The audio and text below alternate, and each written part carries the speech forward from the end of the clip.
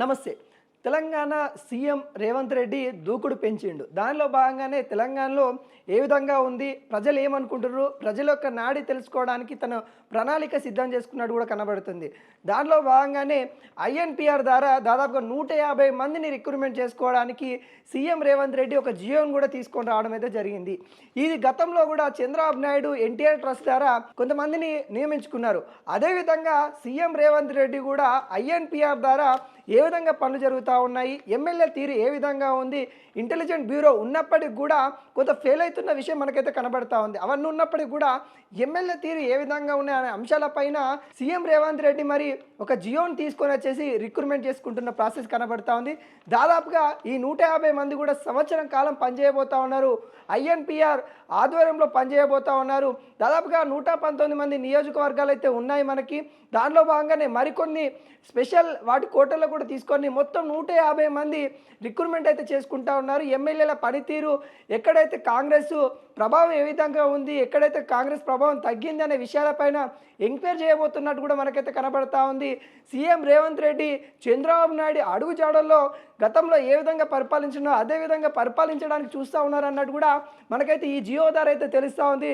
మరి తెలుసుకుందాం, ఈ జియో ఐఎన్పిఆర్ మరి ఎందుకు రిక్రూట్మెంట్ చేసుకుంటా ఉన్నారు, దాని ఉద్దేశం ఏంటి, నిజంగానే ఎమ్మెల్యేల తీరు సీఎం రేవంత్ రెడ్డికి అసంతృప్తిగా ఉందని తెలుసుకునే ప్రయత్నం అయితే చేద్దాము. మనతోని ఆర్య వైశ్య కార్పొరేషన్ చైర్మన్ కల్వ సుజాత మనకు ఫోన్ కాల్లో ఉంది. ఒకసారి మాట్లాడించే ప్రయత్నం చేద్దాం. హలో మేడం, నమస్తే మేడం. నమస్తే మేడం, సీఎం రేవంత్ రెడ్డి పాలనలో దూకుడు పెంచాడు. దాదాపుగా ఐఎన్పిఆర్ ద్వారా 150 మందిని కూడా రిక్రూట్మెంట్ చేసుకోవడానికి జియో కూడా పాస్ అయినట్టు కూడా తెలుస్తూ ఉంది. ఎలా వస్తున్నా వీటిని? అంటే రిక్రూట్మెంట్ పాస్ అవ్వడం అనేది అసలు నిజంగానే చరిత్రలో ఒక అద్భుతమైనటువంటి ఘట్టం అని చెప్పుకోవాలి.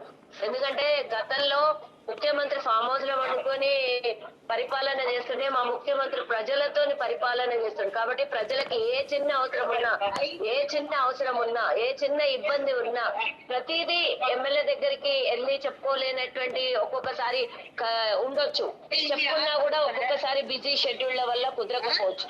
కాబట్టి ఎలా జరుగుతుంది, మనం అందించినటువంటి పాలనలో కానివ్వండి, మనం చేస్తున్నటువంటి అభివృద్ధి కానివ్వండి, మనం అందిస్తున్నటువంటి ప్రతి ఒక్కరి సంక్షేమం గాని ప్రజల వరకు చేరుతుందా లేదా, ఒకవేళ ఎక్కడైనా మిస్ కోఆర్డినేషన్ అయ్యి ఏదైనా ఇబ్బంది అయితే ఎమ్మెల్యేలతో పాటు వీళ్ళు కూడా కోఆర్డినేట్ చేస్తూ అండగా నిలబడటానికి ఇప్పుడు ఐఎంపీఆర్ అంటే అధికారులను నియమించడం అనేది ప్రధానంగా వినిపించేది ఏంటంటే పరిపాలన చేయాలంటే 100 యాంగిళ్లలో పని చేయాల్సి వస్తుంది.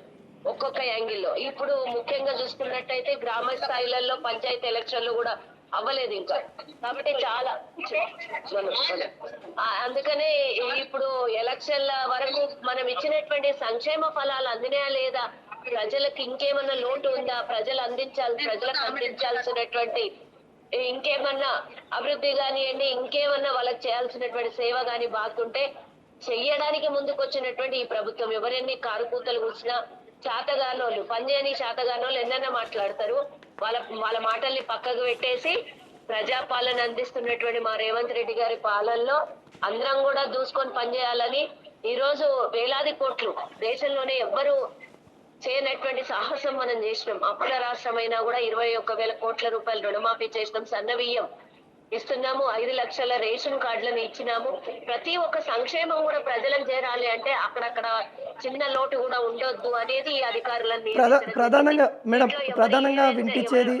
మేడం, ఎమ్మెల్యేల తీరు అసంతృప్తిగా ఉన్నారు కాబట్టి మరి వీళ్ళని తీసుకొని ఇందాకనే చెప్పిన, ఎవడెన్ని పిచ్చి కూతలు కూసినా ఎవడెన్ని మాట్లాడుకున్నా ఇది ప్రజాపాలన. దీనికి ఎవడు పిచ్చి కూతలు కూస్తే కూడా ఎవరు ఇక్కడ స్పందించేది అవసరం లేదు. ఒక్కటే చెప్తున్నా, గుర్తుంచుకోవాలి, ఎమ్మెల్యేల పనితీరా వీళ్ళ పనితీరా అవన్నీ అవసరం లేదు. రేవంత్ రెడ్డి గారు ఒకవేళ ఎమ్మెల్యేల పనితీరు తెలుసుకోవాలనంటే ఇంటెలిజెన్స్ డిపార్ట్మెంట్ 4 పెట్టొచ్చు. ఇది ఈ రోజు పబ్లిక్ గా ప్రభుత్వం అధికారికంగా ప్రకటించిండ్రు అనంటే ప్రజలకు తెలవడానికి, పబ్లిక్ కి తెలవడానికే కదా. ఒకవేళ సీక్రెట్ రహస్యాలు ఏమన్నా ఉండి వాళ్ళు ఏమైనా పనిచేయట్లేదని సీక్రెట్ రహస్యాలు తెలుసుకోవాలనుకుంటే అంతర్గతంగా పెట్టుకుంటుండే, ఇదన్నీ బహిరంగంగా చేయాల్సినటువంటి అవసరం లేదు. అంటే గతంలో చంద్రబాబు నాయుడు ఎన్టీఆర్ ట్రస్ట్ ద్వారా రిక్రూట్మెంట్ చేసుకున్నారు, ఇలా ఐఎన్పిఆర్ కి సంబంధించిన వాళ్ళని రిక్రూట్మెంట్ చేసుకున్నారు. ఇప్పుడేమో ఐఎన్పిఆర్ అంటే ఒక ట్రస్టా?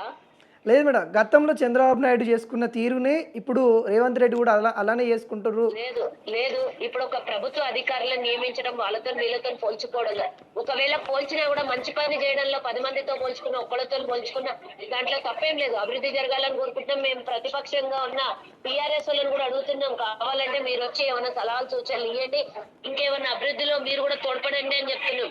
మేము సలహాలు తీసుకోవడానికి రెడీగా ఉన్నాం, సూచనలు తీసుకోవడానికి రెడీగా ఉన్నాం. వాళ్ళకే చాతన అయితే లేదు, కానీ ఇట్లాంటి కారుకూతలు చూస్తే మంచిగా ఉండదని చెప్పండి. Okay, Aryavysya corporation chairman Kalva Sujatha గారు చెప్తున్న పరిస్థితి కనబడతా ఉంది. గతంలో ఎన్టీఆర్ ట్రస్ట్ ద్వారా మరి ఏదైతే ఎమ్మెల్యేల తీరు ఏ విధంగా ఉందని తెలుసుకోవడానికి చంద్రబాబు నాయుడు ఏ విధంగా చేశాడో అదేవిధంగా ఇప్పుడు రేవంత్ రెడ్డి కూడా దూకుడు పెంచి కూడా ఆ విధంగానే చేయబోతా ఉన్నట్టు కూడా ప్రధానంగా తెలుస్తూ ఉంది. 150 మంది ఐఎన్పిఆర్ ద్వారా దాదాపుగా మన దగ్గర 119 మంది అసెంబ్లీ స్థానాలు అయితే ఉన్నాయి. వాటితో పాటు ఇంకొంత అటీలలో కూడా కొంత ఎంక్వైరీ చేయడానికి మరి ఐఎంపీఆర్ ద్వారా రిక్రూట్మెంట్ చేసుకుంటున్న ప్రాసెస్ అయితే కనబడతా ఉంది. లేదు, ప్రజలకి సంక్షేమ కార్యక్రమాలు ఏ విధంగా అందుతున్నాయనే దాని మీద రేవంత్ రెడ్డి ఫోకస్ చేసిండు. దానిలో భాగంగానే ఈ రిక్రూట్మెంట్ జరిగిందని కూడా ప్రధానంగా వాళ్ళైతే చెప్తా ఉన్న తరుణం అయితే కనబడతా ఉంది.